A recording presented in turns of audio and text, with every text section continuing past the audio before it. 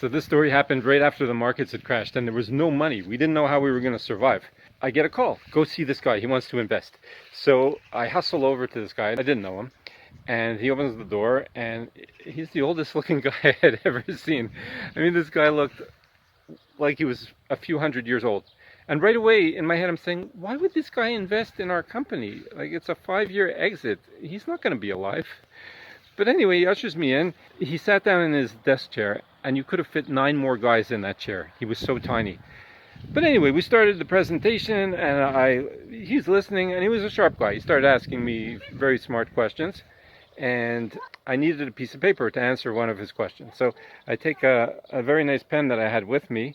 It was a present from my parents, a Parker pen that was silver with some gold on it. And I start to draw him a diagram. And when I finish the diagram, I show it to him and he says, let me see that. And he takes the pen and the paper. He makes a few marks on it of his own and he says, isn't this better? So I say, okay, I see what you're doing. You're a sharp guy. But no. And I said, give me the piece of paper back. So I take the piece of paper back and I said, but if you do this, this, and this, and I make a few notations of my own, then that's much better. So he looks at me and he says, he goes right for the paper and the pen again, and he takes it back and he says, but if we did this and this and this, that would be perfect, right?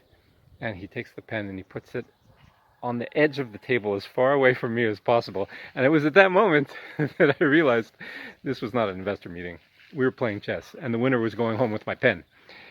And that this guy had absolutely no intention of investing in our company. But we were desperate, you know? So I was saying, do I let him keep the pen? I mean, in the hopes that maybe he'd invest, but he gave no signs. He gave absolutely no signs of being interested in investing in the project. And so I said, I want my pen. But I didn't know what to do. It was so far out of my reach. So I lunged across the table and I grabbed the paper and I grabbed the pen and I went back, and you still have to play the game, right? You can't just put it in your pocket and run out of there, run out of the office. So I made a few more notations and I said, now it's perfect. And I put the pen back in my pocket. And he was sitting there like, and he knew it was checkmate. Sad reality for us was that he didn't want ownership in our company. He only wanted ownership in our pen.